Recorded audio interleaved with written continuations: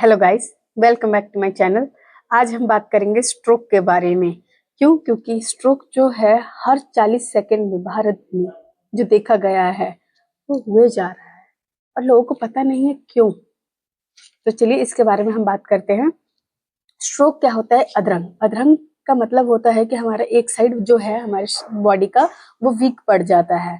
कैसे वीक पड़ जाता है? अगर हमारे ब्रेन में या तो खून का थक्का जम गया हो या फिर हमारे ब्रेन की नसें फट जाती हैं। दो तरीके के होते हैं, जैसे कि इस्चेमिक, या तो हमारे ब्रेन में ऑक्सीजन पहुंची ही नहीं, या फिर हमारे ब्रेन की सप्लाई जो थी इतनी ज्यादा हो गई कि ब्रेन फट गया, जैसे कि बीपी वगैरह शूट अप कर जाता है। तो क्या होता है कि इस टाइम पे हमें कैसे इसके लक्षण को पहचान के तुरंत हमें इमरजेंसी में जाना चाहिए। तो इसके के लिए एक रूल है हमारा, फास्ट का रूल। फास्ट का मतलब होता है हमारा, जैसे हम एफ को लेते हैं, एफ का मतलब होता है कि हमारा एक साइड पेशेंट का देखोगे आप कि जिसको भी ये कंडीशन हुई, एक साइड फेस जो है वीक पड़ना चालू हो जाएगा। तो आप पेशेंट से कहोगे या सामने वाले से कहोगे, आप अगर आपके घर में कोई है, कि आप स्माइल कीजिए या फिर अपने आईब्रोज रेज कीजिए, तो आप देखोगे कि उनके जो होठ है वो एक साइड से लटक रहे हैं या फिर वो स्माइल नहीं कर पा रहे हैं और फेस लटका हुआ दिख रहा है आपको। जो दूसरा है वो है ए। ए का जो फुल फॉर्म है आर्म की वीकनेस।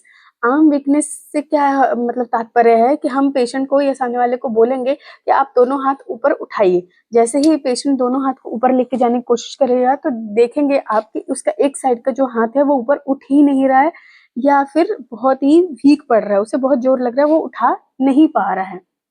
जो थर्ड पॉइंट है हमारा एस, इसका मतलब होता है स्पीच में डिफिकल्टी। जब भी पेशेंट बोलने की उसे कहेंगे हम कि कोई सेंटेंस बोलिए, कि जैसे कि आज मौसम बहुत अच्छा है, तो आप देखेंगे पेशेंट जो है बोलने में लड़खड़ा रहा है या फिर उसकी जो भाषा है वो समझ नहीं आ रही है, वो सेंटेंस क्लियर नहीं बोल पा रहा है।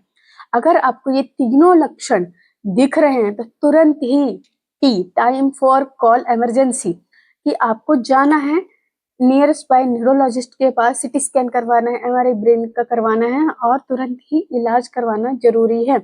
जो हमारे गोल्डन पीरियड्स होते हैं ना, स्टार्टिंग के जो आवर्स होते हैं वो गोल्डन पीरियड्स होते हैं, तो उसमें हम अगर पेशेंट को लेके चले जाते हैं नियर बाय, तो हम पेशेंट को मतलब ज्यादा डैमेज होने से बचा सकते हैं, क्योंकि लाइफ थ्रेटनिंग भी हो सकता है अगर ब्रेन ज्यादा डैमेज हो जाए तो बात करते हैं कि इसके अगर तुरंत बाद अगर इलाज हो गया, न्यूरोलॉजिस्ट ने जो भी मेडिकेशन दी थी वो दे दी, या फिर आफ्टर सर्जरी जो भी जैसी भी कंडीशन रही पेशेंट की, उसके बाद हमें क्या करना है?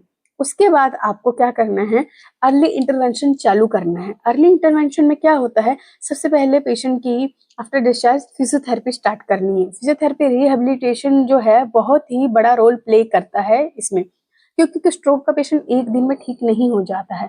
ये 100 मीटर की रेस नहीं होती है जो एकदम से पार की जाए, ये मैराथन की रेस है, इसमें आपको थोड़ा वक्त लगेगा लेकिन आप लंबा चलेगा। हार नहीं मारनी है, आप रिकवरी कर सकते हो। जो स्टार्टिंग के 3 से 6 महीने होते हैं वो बहुत ही क्रूशियल और गोल्डन पीरियड्स होते हैं। अगर इसमें आप रिकवरी करवाते हो तो आपको बेटर रिजल्ट्स देखने को मिल जाते हैं। और जैसे कि एक मान के चलो कि एक्सरसाइज कैसे हेल्प करती है, तो हमारे ब्रेन के जो डेड सेल्स हुए हैं उसमें न्यूरोप्लास्टिसिटी जो है वो हेल्प करती है। हमारे जो कुछ सेल्स जो ब्रेन के बचे हुए हैं उन्हें हम अपनी अगर सही एक्सरसाइजेस सिखाएं तो उससे क्या हो सकता है, पेशेंट जो है रिकवर कर सकता है और 3 से 6 महीने में वो फुली रिकवर्ड हो जाएगा। तो अगर आपको ये जानकारी अच्छी लगती है तो अपने नियर वन को आप शेयर कीजिए, लाइक कीजिए, कमेंट कीजिए और सब्सक्राइब कीजिए डॉक्टर जूही राजपूत यूट्यूब चैनल को।